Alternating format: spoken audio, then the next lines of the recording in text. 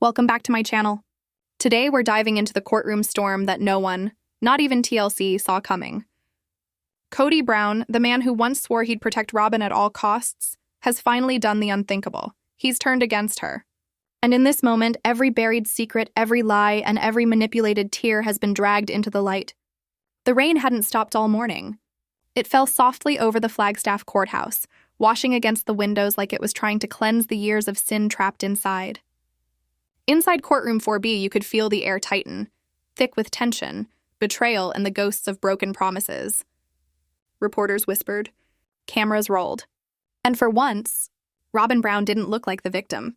She sat frozen, pale, trembling, her hands twisting in her lap. The mascara was new, but the fear was real. Across the room, Christine Brown sat still, her lawyer beside her, face unreadable. She hadn't blinked once. She wasn't looking at Kody. She wasn't looking at Robyn. She was waiting. For truth, for closure, for justice. Then the doors opened. Kody Brown walked in. No wedding ring? No smile, no charm. Just a man who finally looked haunted by his own reflection. His hair was tied back tight, his jaw locked, and for the first time in years, the room didn't revolve around him. This hearing is now in session, the judge declared, his voice echoing through the silence. Case 42B, Brown versus Brown, regarding defamation, emotional harm, and proposed restrictions of contact. Not a divorce hearing. Something worse, the trial of truth itself. Christine's lawyer stood, her tone calm but deadly. Your Honor, she began, this is not just a story of a marriage gone wrong. This is a case of emotional harm, of faith twisted into control, and of psychological manipulation carried out under the bright lights of reality television. Her eyes landed on Robyn. The defendant weaponized faith, isolated our client from her children, her finances, and her own voice. A murmur rippled through the crowd. Robyn didn't flinch, not yet. But Kody did. His jaw twitched, his fists clenched, his silence louder than any confession. Then came the words that changed everything. Mr. Brown is not the accused in this case. He is a witness to the fallout of his own silence. The judge nodded. Mr. Brown, approach. Kody rose, slow, heavy, shame clinging to every step. Do you swear to tell the truth? I do, he swallowed hard. I thought Christine left because she couldn't handle plural marriage, he said, voice trembling. I thought she was jealous, that Robyn was just the easy target. He turned, and eyes locked on Robyn. I was wrong. Gasps filled the courtroom. Christine didn't leave the family, Kody said, voice cracking. She left the pain. And that pain came from us, from me, and from you. The air went still. Even the cameras seemed to stop breathing.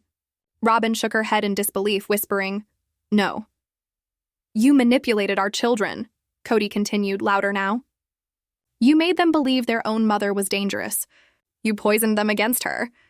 Christine's eyes filled with tears, but she didn't move.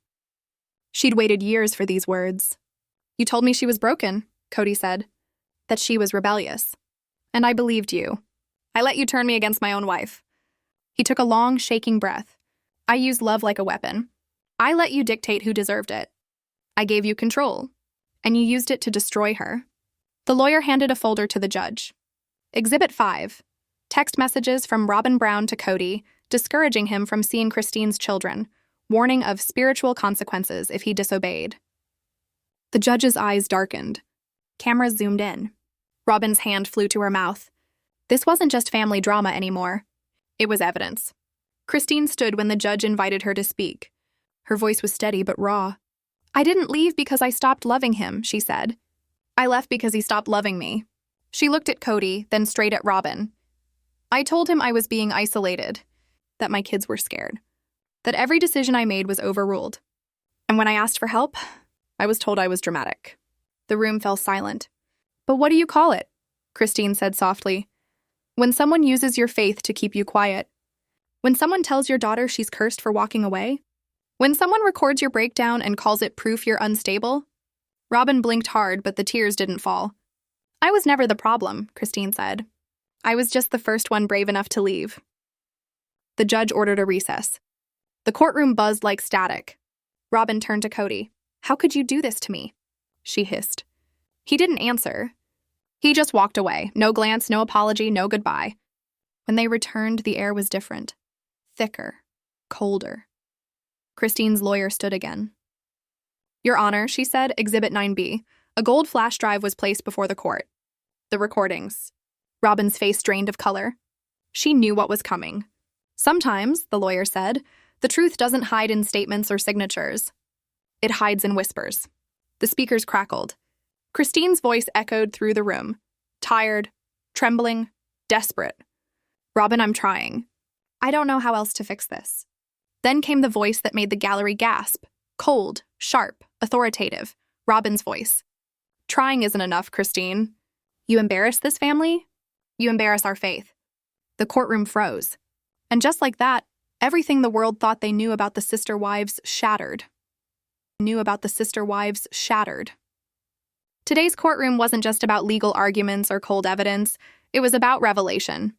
It was about the masks people wear and the voices they hide behind. And for the first time, the world heard the real Robyn Brown. The first recording began softly. But what came through those speakers wasn't the fragile, trembling voice the world had come to associate with her. This wasn't the soft-spoken woman who cried on camera about unity and sisterhood. No, this voice was sharp, deliberate, venom dressed as virtue. "You want to leave and abandon your covenants? Fine, but don't you dare take the kids with you," the voice hissed.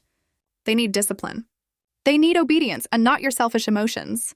Christine's voice cracked in the recording, trembling as she replied, "They're afraid, Robyn. They cry to me at night." Then, silence, until that cold voice returned, quieter this time. "They cry because they know you're weak." The entire courtroom froze. Robyn pressed both hands against her mouth, shaking her head, mouthing, "That's not me." But the audio didn't wait for permission. The truth never does. Kody's jaw tightened, eyes shut, the kind of tension that comes when a man finally realizes the storm he's been living in. The recording continued. Robyn's tone turned controlled, methodical. "You leaving would shame us. Don't make Kody choose. You can't win that battle." Christine's voice broke again. "I don't want a battle." "Yes, you do," Robyn sneered. "Because you want his attention. You always have. But he chose me. He always will." The audio clicked off. And the silence that followed was suffocating, deeper than prayer, heavier than grief. Even the cameras in the courtroom seemed to pause. Because this wasn't reality TV anymore. This was reality, raw and unfiltered. The judge leaned forward. "Is there more?" "There are 4 recordings, Your Honor," Christine's attorney replied calmly. Robyn's lawyer shot up from his seat. "Objection, admissibility." But the judge only raised a hand. "We will hear them. Continue." The second clip began. This one started mid-argument, both voices sharp and desperate. "Christine, please stop telling them God will punish them for loving me." Robyn's voice cracked, fury spilling out. "You should fear God," she shouted. "You should be terrified he sees your rebellion. Your children should be scared because you are leading them into darkness." A gasp rippled through the courtroom. One reporter dropped his pen. Another whispered, "Oh my God, Christine, they're children." Robyn snapped back, "Then act like a mother instead of a quitter." Something slammed. Maybe a door, maybe a chair, maybe just the weight of every mother's heart breaking in that room. Christine sat silent. Tears streamed down her face, but they weren't the tears of weakness. They were the tears of someone who had survived emotional warfare and was finally watching her truth see daylight. Robyn's hands shook violently. Her breath came fast, uneven. "It was a bad day," she whispered. "I was overwhelmed. It's not who I am." But no one looked convinced. Not the judge, not the reporters, not Kody, who stared blankly at the table, his knuckles trembling. The third clip began, static, then deep breathing. Christine's voice pleading, "Please don't tell the kids Kody won't love them if I leave."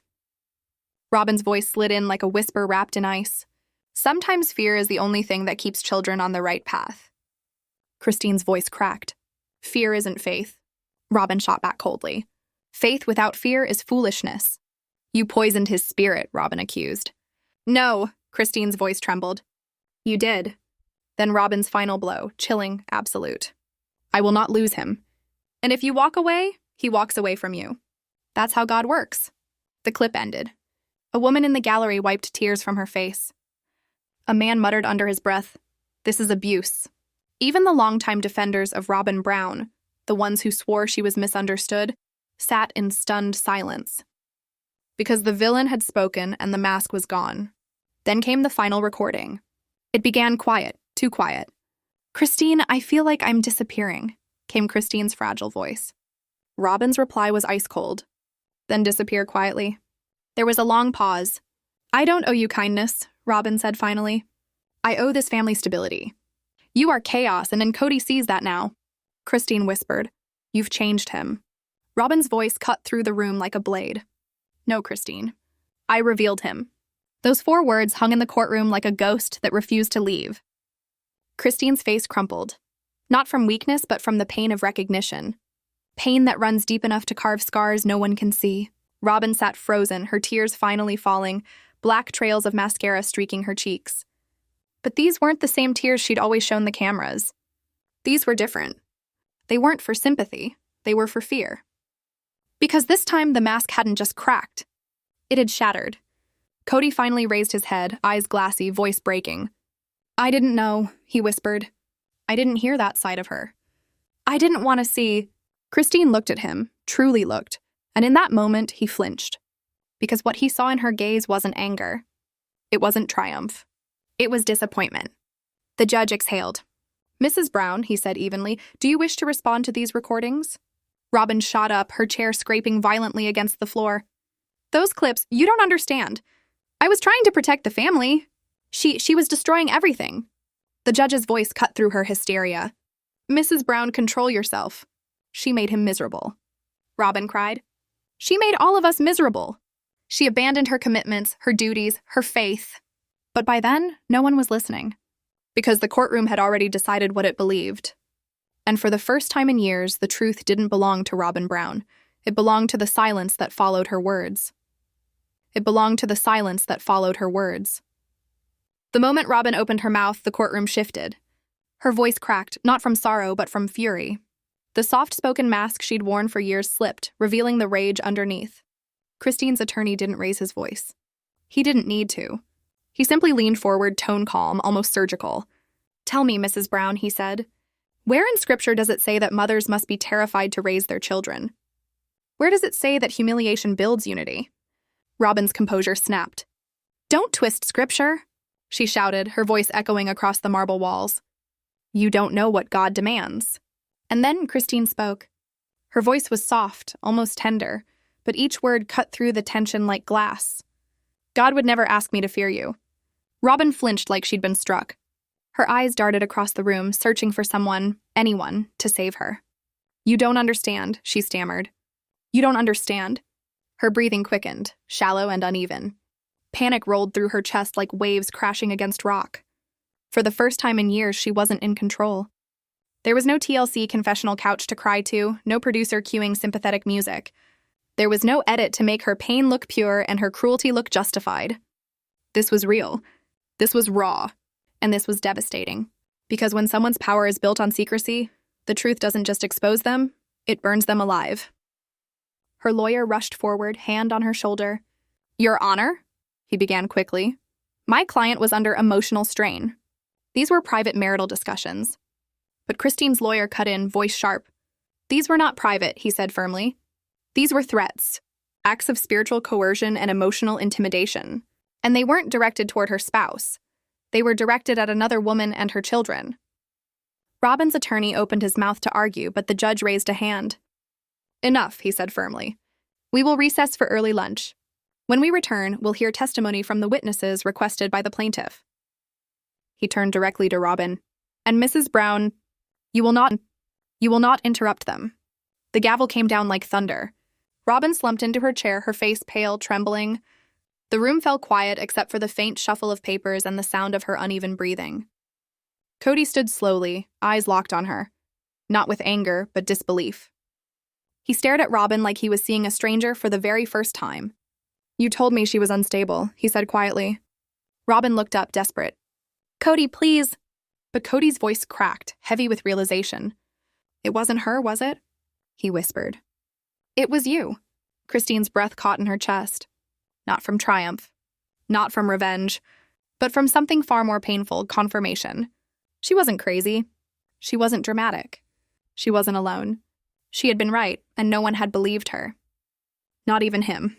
Kody took a step back, the distance between them heavy with years of deception. "I don't know who you are anymore," he said softly. Then, without another word, he turned and walked away. Robyn sat frozen, panic widening her eyes as the man she'd manipulated for a decade disappeared through the courtroom doors. Christine rose quietly. She didn't look at Robyn, didn't gloat, didn't smile. She simply stood, tall, steady, and free. This wasn't the victory of a woman who'd won a case.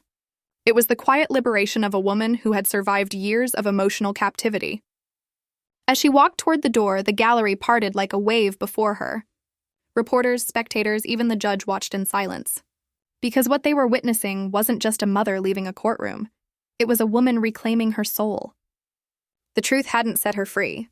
She had freed herself long before the truth caught up. Outside, the rain had stopped.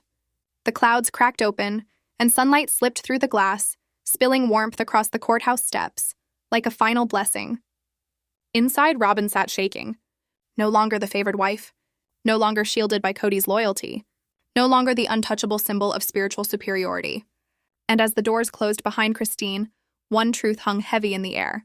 This wasn't just a family fracture. It was the end of an illusion. But the story wasn't over. Because when the courtroom reconvened, another voice would rise. One that had been silent for too long. The side door creaked open. Heads turned. The air seemed to still. And there she was, Janelle Brown. She stood in the doorway dressed in slate gray. No makeup, no tears, no performance. Just truth. She walked forward with measured steps, holding a folder in one hand and something even stronger in the other. Resolve. The judge looked up. "Ms. Brown, are you here to provide testimony?" "Yes, Your Honor," Janelle replied steadily. "I wasn't subpoenaed, but I submitted a statement. And after what I just heard, I'd like to testify under oath." Christine blinked in disbelief. Robyn's face twisted in horror. And Kody? Kody just stared at her, breathing unevenly, like a man staring into a mirror that finally reflected what he didn't want to see. Because in a family built on silence, the loudest betrayal isn't the one shouted. It's the truth finally spoken aloud. The judge nodded. "Very well. Bailiff, please swear in Ms. Brown." Janelle raised her right hand. "I swear to tell the truth, the whole truth, and nothing but the truth." She stepped into the witness stand, laying her folder across her lap. Christine's attorney approached. "Ms. Brown," he began, "please tell the court your relationship to the parties involved." Janelle's tone was unwavering. "I was Kody Brown's second wife, spiritually, not legally. I joined the family in 1993. I remained until early 2023. I co-parented with Christine for nearly 3 decades. And what prompted you to submit a statement in this case?" Janelle hesitated only briefly, her eyes flicking toward Kody, then to Robyn. "Because I can't live with myself knowing I stayed quiet while Christine was pushed to the edge of her sanity." And we all just watched it happen. The courtroom fell utterly silent. Christine's throat moved in a single painful swallow. Robyn whispered a faint, trembling, "No," but Janelle didn't stop. Her voice grew stronger. "And because I watched Robyn manipulate this family from the inside out. And I won't let her do it again." Then she opened the folder, and what came next would change everything.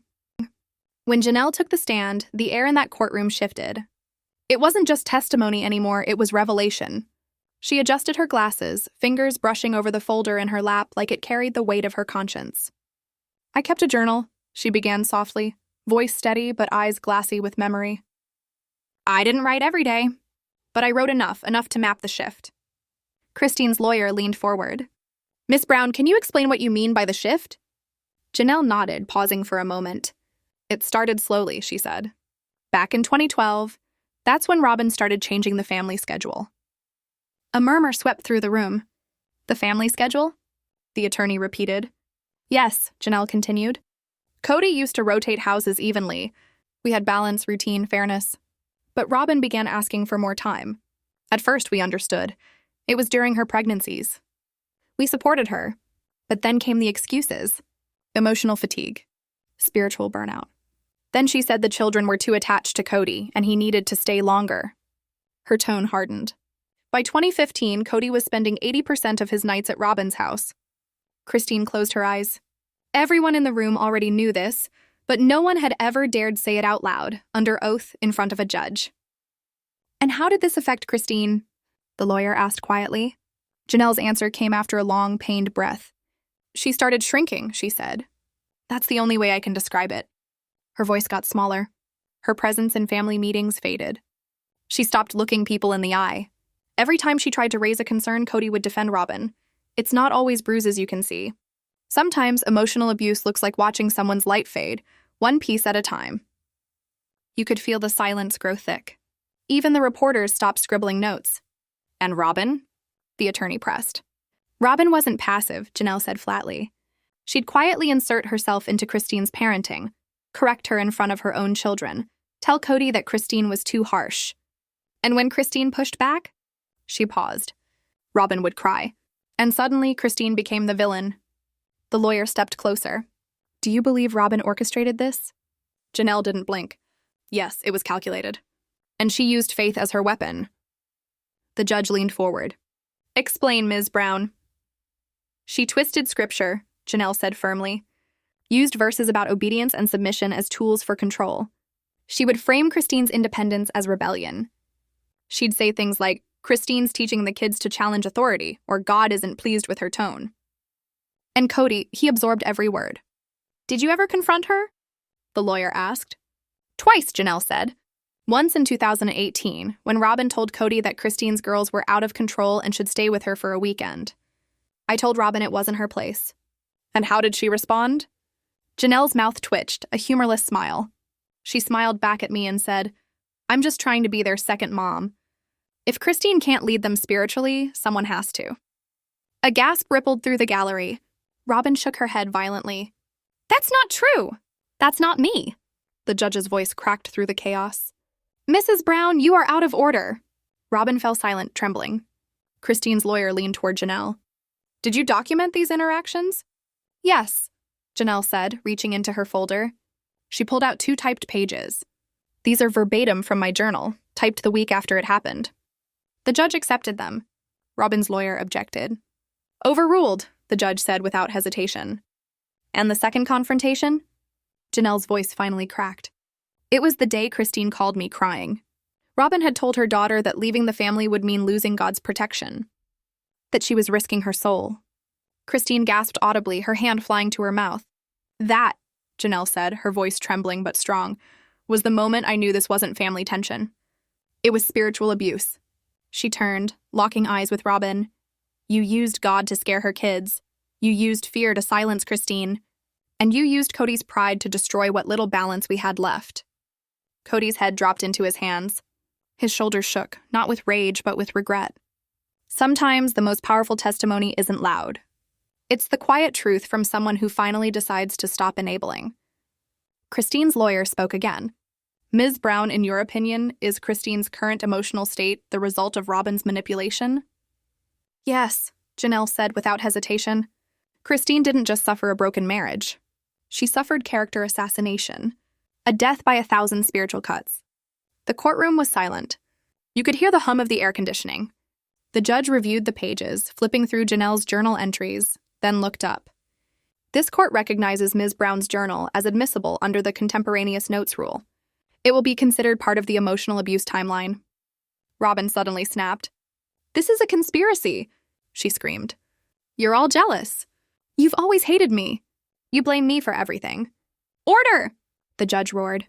"Mrs. Brown, sit down or you will be removed." Robyn collapsed into her chair, sobbing into her sleeve. "I tried to help her," she muttered.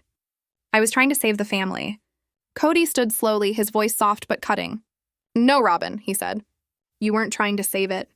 You were trying to own it." Robyn stared up at him, broken. "You asked me to choose," she whispered. "And I did," Kody said. "I chose peace. I chose silence. And look what it did." He turned to Janelle. "I should have listened to you. Regret doesn't erase the damage. But sometimes admitting you were wrong is the only way to begin healing." Janelle stood. "I'm not here for revenge," she said. "I'm here so the kids know that we did see it. Eventually." The judge cleared his throat. The judge cleared his throat. "This testimony changes the framework of the case. We now have direct evidence, a corroborating witness, and a pattern of coercive behavior. Mrs. Brown, he said, looking at Robyn, prepare a full response before the end of this hearing, or we will rule on restricted contact. Robyn broke down, her lawyer whispering in frantic bursts, but it was no use. The damage wasn't from her enemies, it was from her own words finally echoing back. As court adjourned, Christine rose and walked toward Janelle. They met halfway, embracing, not as old rivals, not as co-wives, but as survivors. Women who had weathered the same storm and somehow found their way to sunlight. Kody watched, his eyes brimming with tears. For the first time, he didn't look angry or righteous. He looked small. Because in the courtroom of truth, the survivors aren't the ones who shout the loudest. They're the ones who refuse to disappear. The room began to empty. The murmur of footsteps filled the space. But then, a voice rose from the back. Your Honor. Everyone turned. A young man stood there, tall, composed, his jaw tight with purpose. Christine gasped. Kody froze. It was Garrison. The judge adjusted his glasses. State your name for the record. Robert Garrison Brown. Christine's breath caught. Janelle's hands trembled in her lap. Kody's throat tightened audibly. Robyn's tears stopped midstream. And your relation to the parties involved? The judge asked. Garrison stood straighter. I'm one of Kody Brown's children, he said. And I'm one of Christine's children in every way that matters. The words hit the room like thunder. I asked to speak today, Garrison continued, voice steady, because I can't keep watching this like it's a show where no one knows the truth. We lived it. We felt every moment. The judge nodded gently. You may continue. Garrison took a deep breath, his voice filled with quiet fire. When Mom left, he said, everyone talked like she abandoned us. But she didn't abandon anyone. She was the only one brave enough to walk away from the lie. And just like that, the courtroom fell silent again. Because this time, the truth wasn't coming from a wife. It was coming from a son. Today, we witnessed the moment that changed everything. Not just for the Browns, but for every silent voice that ever sat behind closed doors and pretended things were fine. This isn't a story about marriage anymore. It's about survival. About truth finally speaking louder than fear. The air inside that courtroom felt different. Heavier. Like everyone could sense that this wasn't going to be another round of tears and denials. This was the reckoning. Garrison's testimony. Christine's hands trembled as her son Garrison took the stand. His posture was upright, his jaw tight, his eyes a storm of strength and sorrow. When he spoke, his voice carried decades of unspoken truth. She saved us. The words were simple, but they detonated like thunder. The gallery gasped. Kody's face hardened, but he didn't look away. Because deep down he knew this was coming. Sometimes the loudest lie, Garrison said, is silence, and the only way to break it is for the ones who were hurt to finally speak. He turned toward his father. You used to tell us we were your purpose, that God gave you this family to lead. But somewhere along the line, you stopped leading. And you started choosing. Kody's mouth twitched. Emotion and pride collided in his chest like fire and steel. You chose her, Garrison continued, nodding toward Robyn. Again and again and again. And the rest of us, we became background characters to her spotlight. A low murmur rippled through the courtroom. Robyn's hand flew to her mouth. You don't understand. I understand perfectly, Garrison snapped, his voice cutting like broken glass. I understand what fear looks like in a child's eyes. What favoritism feels like. I understand what it means when one wife becomes the only wife. The judge raised a hand. Mrs. Brown, you will remain silent during this testimony. Robyn sank back, trembling. Garrison reached into his pocket, pulling out a folded, worn letter, the creases soft from years of being opened and refolded. This, he said, is a letter written by 3 of us, me, Isabel, and Gwen, the night before Mom left. Christine froze. Her breath hitched. The moment hung like a ghost between them. Garrison unfolded the paper, the ink slightly smudged, the edges marked by tears and fingerprints. His voice cracked just slightly as he began to read, Dear Mom, if you go, we go with you. We know Dad won't choose us over her. We know he hasn't in a long time. We know he won't look at us the same again. But we still love him. We just don't want to lose you, too. Christine gasped softly, a sound halfway between memory and release. The gallery sat motionless. Even the judge seemed to swallow hard. We're not scared to leave, Garrison continued. We're scared to stay. We hear the things Robyn says. When she tells Dad you're pulling us toward darkness. when she says God will punish us if we follow you. I never said that. Robyn burst out, but the judge's gavel cut her off sharply. Control, Mrs. Brown. Garrison didn't flinch. We tried to tell you, Dad, he said. You told us we were misunderstanding. But you were the one who misunderstood us. A single tear fell from Kody's cheek. We don't hate Robyn, Garrison read softly. We never did. But we feared her, because she used faith like a leash and guilted us for loving you, Mom. You didn't abandon us. You rescued us. Survival isn't selfish. It's the bravest form of love a mother can give. Christine's hand flew to her mouth. Her shoulders trembled, not from weakness, but from the release of years of silence. We forgave you long before you even left, the letter ended. Because we saw who broke you. Garrison folded the paper slowly. That's why I'm here, he said. Because being a man means owning the truth, even when it hurts. He turned to Kody. You were a good father, once. Maybe love blinded you. Maybe pride did. But we didn't stop needing you just because you got busy proving you didn't need us. The courtroom froze. Cameras clicked. Every lens captured Kody's trembling chin, the tears that refused to hide. The collapse of a man who could no longer outrun his own reflection.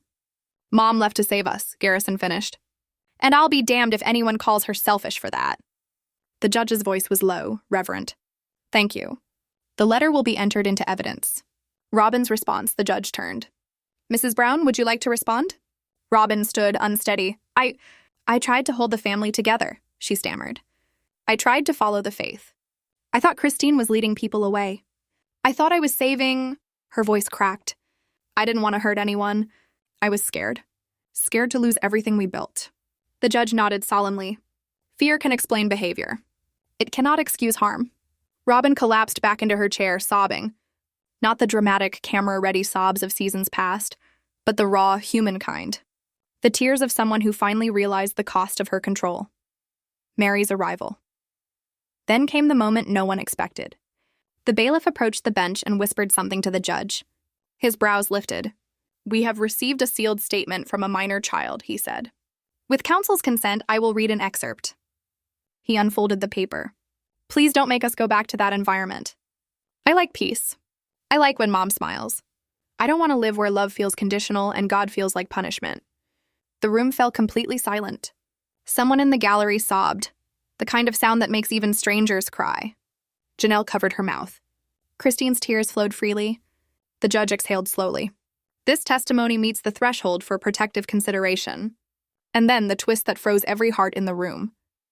Before ruling, the judge said, this court calls one final witness, Mary Brown. Gasps rippled through the gallery. Mary, the forgotten first wife. The original cornerstone. Her heels echoed against the marble floor, slow, steady, deliberate, like a metronome counting down the end of an era. She took the stand, her face pale but calm, her eyes filled with both grief and resolve. Do you swear to tell the truth? The bailiff asked. Mary's voice was steady. I do. She folded her hands, looking directly at Kody. I was the first wife, she began. The one who started this journey. I believed in it, in the principle, in the unity. And for a while, it felt right. She paused, glancing toward Christine. When she joined, I was jealous, insecure, I wasn't kind. I own that. But we found our rhythm, real, imperfect, human. And then Robyn came, and that rhythm died. The courtroom was utterly still. Sometimes, Mary said quietly, the hardest confession isn't admitting someone hurt you. It's admitting you helped them do it. The judge's pen froze midair. I watched Christine be erased, Mary continued. Every time she questioned something, she was called rebellious. Every time she cried, it was called manipulation. And every time she stood her ground, Robyn was already there, taking that ground for herself. She turned to Kody. You thought Robyn was your redemption, your reward. But she became your blindfold. Kody lowered his head. Why didn't you come forward sooner? The judge asked. Because I was afraid, Mary replied softly. Afraid to lose what little I had left. But there's nothing left to lose when your worth has already been forgotten. Her words hung like holy scripture. I don't want revenge. I want freedom. For Christine. For the kids. For every woman who was told to stay quiet in the name of faith. The verdict, the judge nodded, visibly moved. This court will recess for deliberation. 10 minutes later, he returned, eyes weary, voice steady. What we've witnessed today is not a criminal act. but it is a pattern of spiritual coercion and emotional harm. He looked directly at Christine. Your request for protective boundaries has been granted. Mrs. Robyn Brown is hereby prohibited from contact with your minor children, physical, digital, or through intermediaries. Christine closed her eyes. A single tear fell, not of pain but of relief. The judge continued. Furthermore, this court advises Mr. Kody Brown to pursue family therapy and supervised reunification. Selective love is not love. It is abandonment in disguise. Kody's head fell into his hands.